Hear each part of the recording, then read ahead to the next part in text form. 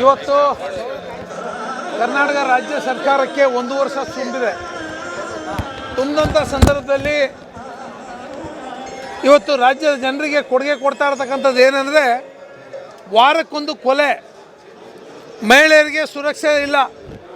ಹುಬ್ಬಳ್ಳಿಯಲ್ಲಿ ಇದು 2ನೇ ಮರ್ಡ್ರು, ಅಂಜಲಿ 2ನೇ ಮರ್ಡ್ರ್ ಆಗಿದೆ. ನೇಹ ಅನ್ನತಕ್ಕಂಥ ಒಂದು ಹುಡುಗಿನ ಕಾಲೇಜ್ ಒಳಗಡೆ ನುಗ್ಗಿ ಕೊಲೆಯನ್ನು ಮಾಡಿದಂಥದ್ದು ಗೊತ್ತಿದೆ. ಅದಾದ ನಂತರದಲ್ಲಿ ಅಂಜಲಿ ಅನ್ನತಕ್ಕಂಥ ಹುಡುಗಿನ ಮೈಸೂರಿಗೆ ಬರಬೇಕು ಅಂತಕ್ಕಂಥ ಒತ್ತಡ ಏರಿ ಮನೆಗೆ ಹೋಗಿ ಒಗ್ಗಲೆ ಆಗಿರ್ತಕ್ಕಂಥದ್ದು. ಅದಲ್ಲದೆ ಬೆಂಗಳೂರಲ್ಲೂ ಸಹ ಒಬ್ಬ ಮಹಿಳೆಯನ್ನು, ಮನೆ ಓನರನ್ನು ಕೊಲೆ ಮಾಡಿರ್ತಕ್ಕಂಥದ್ದು. ಈ ರೀತಿ ಪ್ರತಿನಿತ್ಯ ಕೊಲೆಯನ್ನು ಮಾಡುವಂಥ ಕೆಲಸವನ್ನು ನಿರಂತರವಾಗಿ ರಾಜ್ಯ ಸರ್ಕಾರ, ಲ್ಯಾಂಡ್ ಆರ್ಡ್ರು ಸಂಪೂರ್ಣವಾಗಿ ವಿಫಲ ಆಗಿಬಿಟ್ಟಿದೆ. ಪೊಲೀಸ್ ಡಿಪಾರ್ಟ್ಮೆಂಟು ಸರ್ಕಾರದ ಕೈಗೊಂಬೆ ಆಗಿಬಿಟ್ಟಿದೆ. ಮತ್ತು ಯಾವುದಾದ್ರು ಅಲ್ಪಸಂಖ್ಯಾತರಿಗೆ ಏನಾದರೂ ಸಮಸ್ಯೆ ಆದರೆ ಮಾತ್ರ ಅದಕ್ಕೆ ರಕ್ಷಣೆ ಕೊಡೋಕ್ಕೆ ಮಾತ್ರ ನಿಂತಿದೆ ಈ ಸರ್ಕಾರ. ಅದು ಬಿಟ್ಟು ಬೇರೆ ಎಲ್ಲ ಮಹಿಳೆಯರಿಗೆ ಇವತ್ತು ಒಂದು ರೀತಿಯಾದಂಥ ಮಹಿಳೆಯರು ಮನೆ ಹೊರಗಡೆ ಹೋದರೆ ಒಳಗಡೆ ಬರ್ತಾರೆ ಇಲ್ಲ ಅಂತಕ್ಕಂಥ ನಂಬಿಕೆ ಇವತ್ತು ಸಾರ್ವಜನಿಕರಲ್ಲಿ ಮೂಡಿದೆ.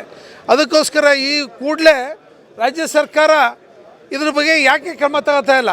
ಹೋಮ್ ಮಿನಿಸ್ಟ್ರು ಯಾಕೆ ಇಷ್ಟೆಲ್ಲ ಕೊಲೆಗಳು ಆಗ್ತಾಯಿದ್ರು ಸಹ ಹೋಮ್ ಮಿನಿಸ್ಟ್ರು ಒಂದು ಶಾಂತಿಯನ್ನು ವಹಿಸಿರ್ತಕ್ಕಂಥದ್ದು, ಮೌನ ವಹಿಸಿರ್ತಕ್ಕಂಥದ್ದು. ದಯವಿಟ್ಟು ರಾಜ್ಯ ಸರ್ಕಾರ ಕೂಡಲೇ ಸಾರ್ವಜನಿಕರ ಮುಂದೆ ಇದನ್ನು ಬಿಚ್ಚಿಡಬೇಕು. ಯಾವುದಕ್ಕೋಸ್ಕರ ಈ ರೀತಿ ಕೊಲೆಗಳು ನಡೀತಾ ಇದ್ರೂ ಸಹ ನೀವು ಯಾಕೆ ಮೌನವನ್ನು ವಹಿಸಿದ್ದೀರಿ? ಇವತ್ತು ಈ ರಾಜ್ಯ ಸರ್ಕಾರ ವಿಫಲತೆಯನ್ನು, ಬೇರೆ ಬೇರೆ ಯೋಜನೆಗಳನ್ನು ನೀವು ಮಾಡೋದ್ರಿಂದ ಇದನ್ನೆಲ್ಲ ಮುಚ್ಚಾಕಲಿಕ್ಕೋಸ್ಕರ ಈ ಯೋಜನೆಗಳು ಇಷ್ಟೆಲ್ಲ ಕೊಲೆಗಳಕ್ಕೆ ಸರ್ಕಾರ ನಡೀತಾ ಇದ್ರೂ ಸಹ ನೀವು ಮೌನ ಆಗಿರ್ತಕ್ಕಂಥದ್ದು ಯಾಕೆ ಅಂತಕ್ಕಂಥದ್ದು ನಮ್ಮ ಒತ್ತಾಯ.